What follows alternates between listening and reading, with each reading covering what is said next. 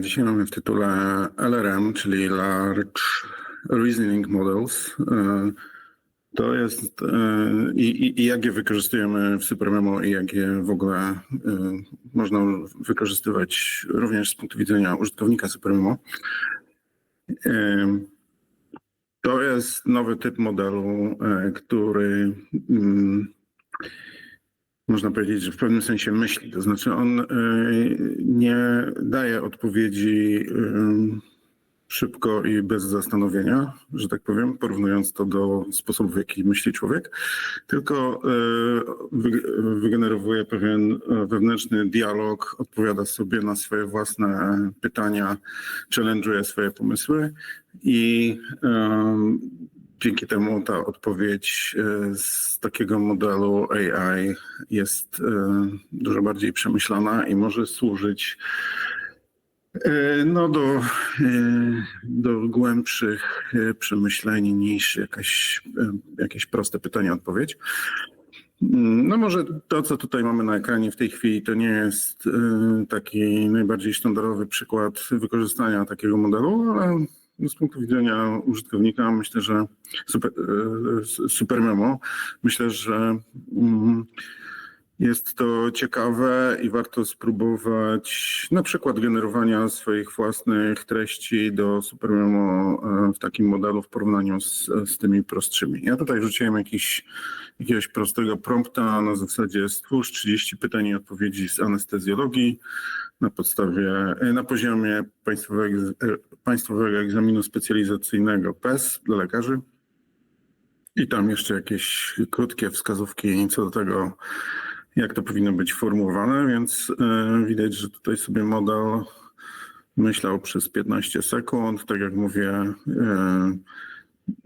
tworzy jakieś hipotezy, challenge'uje je, zadaje sobie pytania, prowadzi pewien sposób rozumowania.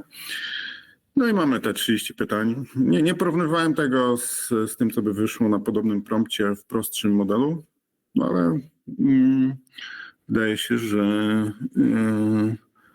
jakość tych pytań i odpowiedzi jest całkiem i że rzeczywiście może to być na poziomie PES-u.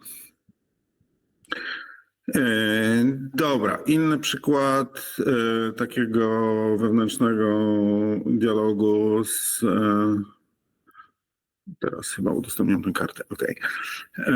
Z czatem GPT w modelu O3 Mini to jest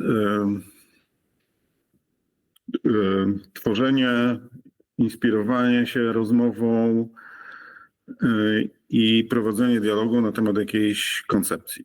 W tym wypadku postanowiłem sobie przeprowadzić dialog na temat koncepcji AI tutora, czyli takiego tutora, który byłby w stanie symulować zachowanie nauczyciela, człowieka jako nauczyciela w procesie prowadzenia zajęć 1-1 online. No i tutaj najpierw rzucam pewną ideę.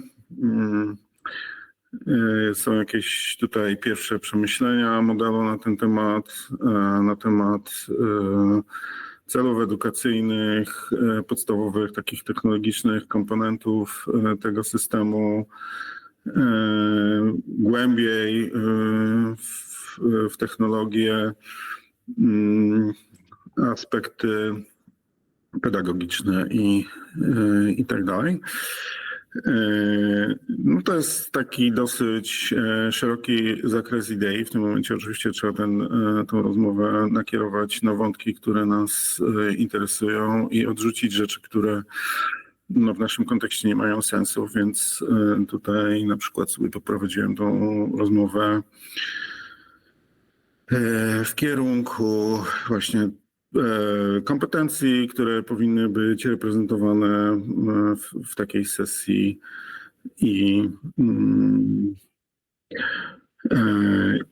i dalej technologii. Jak widać, rozmowa sobie tutaj trwa, się rozwija. Ja już nie będę tego analizował dalej, ale jakby zaczyna widać, że zaczyna się wykuwać pewna koncepcja, którą można krok po kroku potem konkretyzować i sprowadzać wręcz do poziomu takiej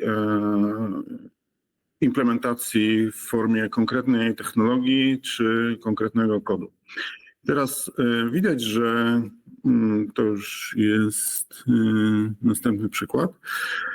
Widać, że rzeczywiście te modele sobie radzą świetnie, znaczy nie wiem czy świetnie, ale powiedzmy na poziomie moich potrzeb i moich kompetencji programistycznych wygląda to całkiem fascynująco, bo na przykład radzą sobie z tworzeniem kodu, bo na przykład wymyśliłem sobie stworzenie jakiegoś prototypu typu gry, która byłaby w stanie zastąpić proces takich nudnych utrwaleń, które mamy w tej chwili w SuperMemo. I krótko mówiąc, rozpocząłem dialog na ten temat, więc najpierw tutaj zarzuciłem pewną ideę. Dostałem jakieś pierwsze pomysły gier, które mógłbym próbować implementować. Potem no, trochę dużo było tego do opanowania, więc poprosiłem model, żeby mi zwizualizował te 4 koncepcje, które wymienił. Więc tutaj takie proste schematy, ale bardzo działające na wyobraźnię i wyjaśniające pewne rzeczy się pojawiają. Nie będę oczywiście wchodził w szczegóły, bo nie mamy na to czasu, ale za chwilę powiem, jak możecie do tego zajrzeć ewentualnie. No i na końcu mamy po prostu już taką wydestylowaną koncepcję gry. Tutaj zdecydowałem się na grę typu Space Invaders. Podałem jakiś przykład, zestaw przykładowych pytań, które można by ogarnąć w tej grze tak na próbę. To oczywiście są takie tylko testowe pytania po to, żeby zobaczyć, jak to działa. No i model myśli. Poprosiłem go, żeby wygenerował mi ten kod w HTML-u po to, żebym mógł go od razu uruchomić w przeglądarce bez instalowania jakichś środowisk programistycznych. No i proszę, mamy tutaj kod w HTML-u, całkiem jak na moje oko zgrabny, kompaktowy. I rzeczywiście ten kod działa. Tam było parę rzeczy, które musiałem jeszcze poprawić, to znaczy zleciłem ich poprawę. Parę rzeczy nie działało. Po poprawkach zaczęło to działać. Zleciłem dodanie dźwięków do tej gry. Także ostatecznie mamy na końcu tego dialogu jakiś fajny efekt. Ja nie będę tego już tutaj może odgrywał, bo nie mamy na to czasu, natomiast jeżeli chcecie, to możecie sobie to obejrzeć na moim koncie na LinkedInie. Mam nadzieję, że to jest teraz widoczne. Zaraz sprawdzę, czy ja właściwie pokazuję. OK, jest. No więc jak wejdziecie sobie na LinkedIna, Krzysztof Biedalak, to tam gdzieś jeden z ostatnich postów jest na temat tej gry. Jest filmik z tego, jak to działa. I jest też w komentarzu link do całego tego dialogu na końcu z tym kodem, na którym ostatecznie stanęło.